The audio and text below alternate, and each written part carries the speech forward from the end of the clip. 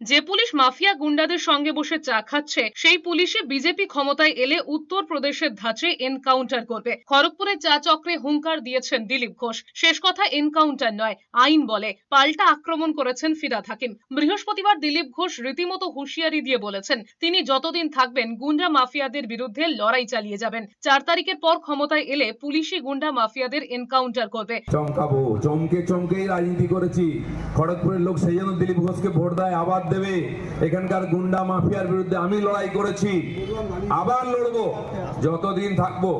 আর এবার তো লড়তে হবে না, ভেতরে ঢোকাবো, কারণ ক্ষমতায় আসবে বিজেপি। পশ্চিমবাংলায় পরিবর্তন হবে।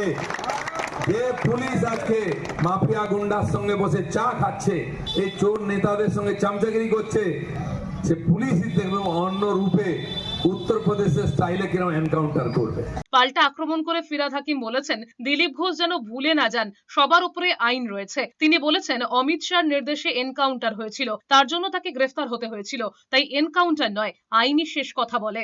দিলীপদা ভুলে যাবেন না, শেষ কথা আইন বলে, শেষ কথা গুন্ডা বলে না, এনকাউন্টার বলে না। এনকাউন্টারে অমিত শাহ এনকাউন্টার করিয়েছিল, অ্যারেস্ট হয়েছিল, জজ সাহেবকে খুন করা হয়েছে। তারপরেও অমিত শাহকে ক্লিন চিট দিয়েছে সিবিআই, যেহেতু সেন্ট্রাল গভর্নমেন্টের পাওয়ার এসছে। পাওয়ার কিন্তু আবার চেঞ্জ হবে।